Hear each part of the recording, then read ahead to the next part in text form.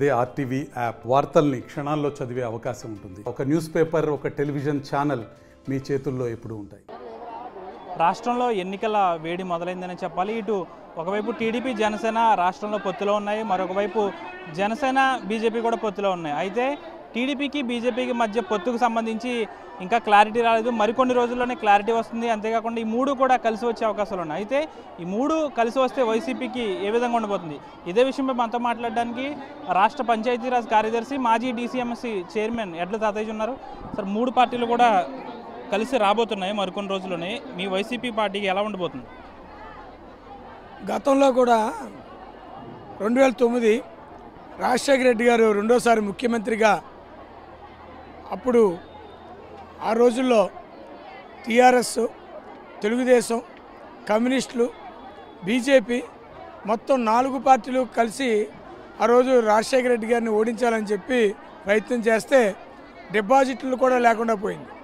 ఎందుకంటే తెలంగాణ వాదం గట్టిగా ఉన్నా కూడా టీఆర్ఎస్ కేవలం 10 సీట్లు వచ్చింది. అదేవిధంగా ఆంధ్ర తెలంగాణలో టీడీపీ కూడా మట్టి కలిసిపోయింది. కమ్యూనిస్టులు ఒక సీటు కూడా రాల. బీజేపీకి కూడా బోనీ కూడా అవలా. అదే 2009 జగన్మోహన్ రెడ్డి గారి తండ్రి చేతులు ఏ రకంగా అయితే ఓడిపోయాయో అదేవిధంగా మళ్ళీ రిపీట్ అవ్వబోతుంది 2024 ఎలక్షన్లో.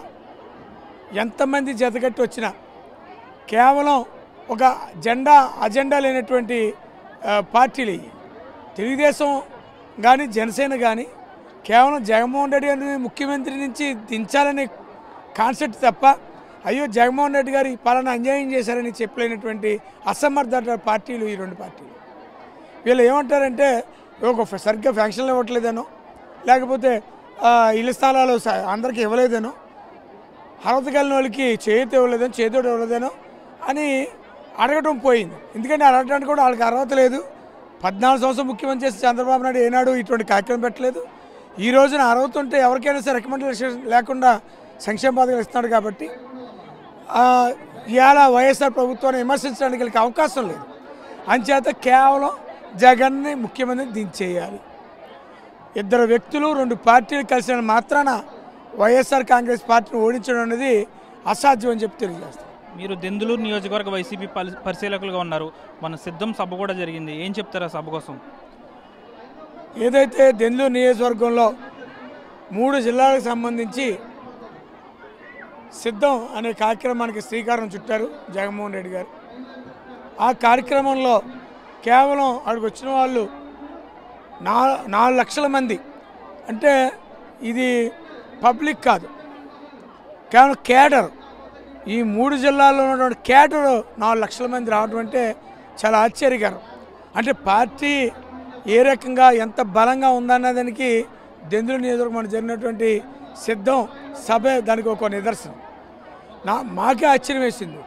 వైఎస్ఆర్ కాంగ్రెస్ పార్టీకి ఇంతమంది కార్యకర్తలు కానీ నాయకులు కానీ ఆ కేడర్ ఎవరు కూడా కొల్లగట్టలేనిది. ఏంటంటే అంత బలంగా వైఎస్ఆర్ కాంగ్రెస్ పార్టీ ఉంది.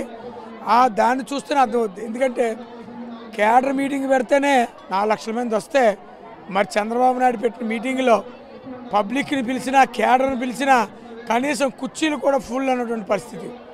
ఒక 200 మందికో 300 మందికో మీటింగ్లో మాట్లాడేటువంటి దుస్థితి తెగజారిపోయినటువంటి తెలుగుదేశం కానీ ఈ జనసేన పార్టీ పవన్ కళ్యాణ్ కానీ వీళ్ళిద్దరికీ కూడా భవిష్యత్తు లేదని ఈ మీటింగ్లో చెప్పగానే చెప్తున్నా.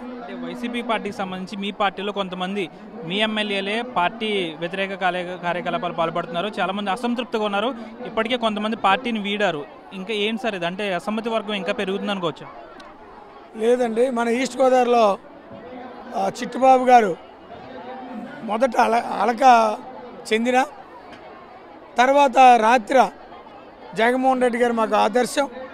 జగన్మోహన్ రెడ్డి గారు చెప్పిన విధంగానే ఎవరికి సీట్ ఇస్తే వాళ్ళకి పనిచేస్తామని చెప్పి మరి నిన్న స్టేట్మెంట్ ఇవ్వడం జరిగింది. అలాగే ఇంకో 2-3 కూడా ఎమ్మెల్యేలు జగన్మోహన్ రెడ్డి గారి బాటలో మేము వెళ్తాం, మాకు ఎమ్మెల్యే సీట్ లేకుండా పర్లేదని వారు బాహటంగా చాలా సంతృప్తితో మేము జగన్మోహన్ రెడ్డి గారు అన్నట్టు ఉంటాం. ఎవరికి ఏ క్యాండిడేట్కి ఇచ్చినా నెగ్గించే బాధ్యత మాదని చెప్పి ఎవరైతే ఎమ్మెల్యేలు అసంతృప్తితో మాకు సీట్ ఇవ్వలేదని ఎవరైతే భావించారో వాళ్ళు మళ్ళీ తిరిగి మరి వైఎస్ఆర్ కాంగ్రెస్ పార్టీని జగన్మోహన్ రెడ్డికి మద్దతుగా నిలబడతారని దీనికి అర్థం ఏంటంటే ఈ రోజున వైఎస్ఆర్ కాంగ్రెస్ పార్టీ మళ్ళీ అధికారంలోకి వస్తుందని అందరికీ అర్థమైందనే విషయం నాకు బోధపడింది. ఎందుకంటే ఎప్పుడైనా పార్టీ అధికారం లేకపోతే చాలామంది పార్టీని బాగున్నా కూడా గౌరవించినా కూడా పార్టీ ఉద్దేశం వెళ్ళిపోతూ ఉంటారు. ఇక్కడ తనకు సీట్ ఇవ్వలేదని తెలిసినా కూడా వెళ్ళిపోయినా కూడా మళ్ళీ వెనక్కి వచ్చి మేము వైఎస్ఆర్ కాంగ్రెస్ పార్టీ వైపు ఉంటాం, జగన్మోహన్ రెడ్డి గారు మా నాయకుడు అన్నారంటే మళ్ళీ వైఎస్ఆర్ కాంగ్రెస్ పార్టీ అధికారంలో రాబోతుంది అన్నది వాళ్ళు మాట్లాడిన మాటలు దీనికి ఒక ఉదాహరణ చెప్పి తెలియజేస్తాం. రాష్ట్ర కాంగ్రెస్ పార్టీ అధ్యక్షురాలు షర్మిల మీ పార్టీపై విమర్శలు చేస్తుంది. కనీసం రాష్ట్రంలో పోలవరం పూర్తి కాలేదు, ఏ ప్రాజెక్టు పూర్తి కాలేదు, 25కి 25 ఎంపీ సీట్లు తెస్తే ప్రత్యేక హోదా ఇస్తానన్నారు. కానీ ఒక్కరు కూడా అడిగింది లేదని మీ పార్టీ నేతల్ని సీఎం జగన్మోహన్ రెడ్డిని ప్రతి మీటింగ్లోనూ విమర్శిస్తున్నారు. దీనిపై ఏం చెప్తారు? అసలు షర్మిలకు కానీ కాంగ్రెస్ పార్టీకి కానీ ఈరోజు మాట్లాడే అర్హత లేదు. ఎందుకు లేదంటే ఆ రోజున తలుపులు వేసేసి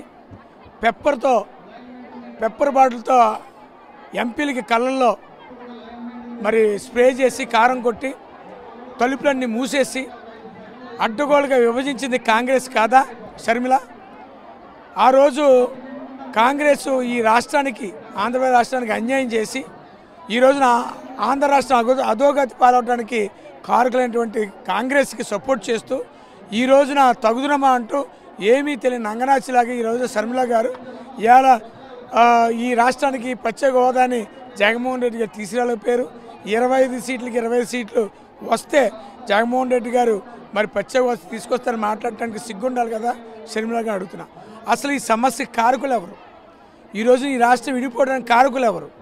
ఈ రాష్ట్రంలో ప్రత్యేక హోదా ఏదైతే ఉన్నాయో వాటిని అమలుపరచకుండా తాత్కాలికంగా ఆ రోజు సభలోనే మాట్లాడి ఆ రోజునే దాన్ని తేలిక తీసిపాడేసి ఈ రోజున ఈ రాష్ట్రం పాడైపడిన కారకులు ఈ కాంగ్రెస్ పార్టీ కాదా? ఈ కాంగ్రెస్ పార్టీ తరఫున మాట్లాడితే షర్మిలకి 100 కన్నా తక్కువ ఓట్లు వస్తాయి పోటీ చేసినా కూడా. అసలు కాంగ్రెస్ అంటే ఆంధ్ర రాష్ట్ర ద్రోహులు వాళ్ళు. కాంగ్రెస్ అంటే ఆంధ్ర రాష్ట్రానికి తీర నష్టం చేసినటువంటి పార్టీ అది. కాంగ్రెస్ అంటే ఈ రోజున ఆంధ్ర రాష్ట్ర ప్రజల పొట్టుకొట్టినటువంటి చండాలమైనటువంటి నీచమైన రాజకీయం చేసినటువంటి పార్టీగా చరిత్రలో ఈ భూమన్నంత వరకు కూడా కాంగ్రెస్ చరిత్రలో తప్పు చేసిన పార్టీగా మిగిలిపోతున్న విషయం తెలియదు. షర్మిల పోటీ చేసినా కానీ ఇక్కడ గెలిచే అవకాశం లేదంటారు? షర్మిల కాదు కదా, ఇంకో 2-3 పార్టీలు పోటీ చేసి వచ్చినా కూడా ఇక్కడ వైఎస్ఆర్ కాంగ్రెస్ పార్టీ గెలుస్తారు. సార్, చివరిగా మీరుంటున్న పాలకొల్లు నియోజకవర్గంలో పరిస్థితి ఏ విధంగా ఉంది? వచ్చే ఎన్నికల్లో ఇక్కడ ఎలా ఉండబోతుంది? పాలకొల్లు నియోజకవర్గం చాలా అద్భుతంగా ఉంది. 2019లో వైఎస్ఆర్ కాంగ్రెస్ పార్టీని గెలిపించుకోలేకపోయాం అనే బాధ పాలకొల్లు నియోజకవర్గ ప్రజలకు ఉంది.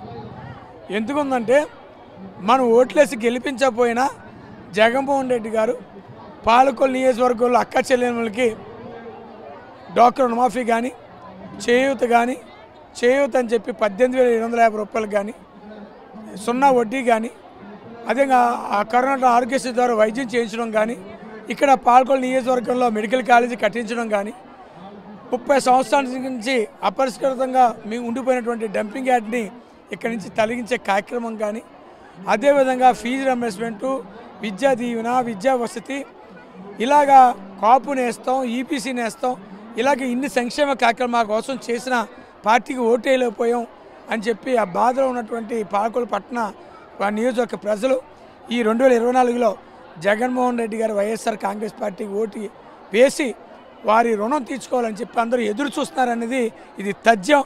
ఈ గత 2 నెలల్లోనే ఈ పాలకొల్లు రిజల్ట్ మరి అత్యద్భుతంగా రాబోతుంది. కనీవిని ఎరుగుని రీతిలో ఏదైతే కొంతమంది వ్యక్తులు పబ్లిసిటీ చేసుకుని మా పార్టీ బాగుంది, మా నాయకుడు బాగుందని ఏదో చెప్తున్నారో కంగు తిని మైండ్ బ్లాక్ అయిపోద్ది ఇంకో 2-3 నెలలు అని చెప్పి తెలియజేస్తాను. మరిన్ని వీడియోస్ కోసం ఛానల్ ని సబ్స్క్రైబ్ చేయండి, లేటెస్ట్ అప్డేట్స్ కోసం వాట్సాప్ ఛానల్ ని ఫాలో చేయండి అండ్ లింక్ డిస్క్రిప్షన్ లో ఉంది.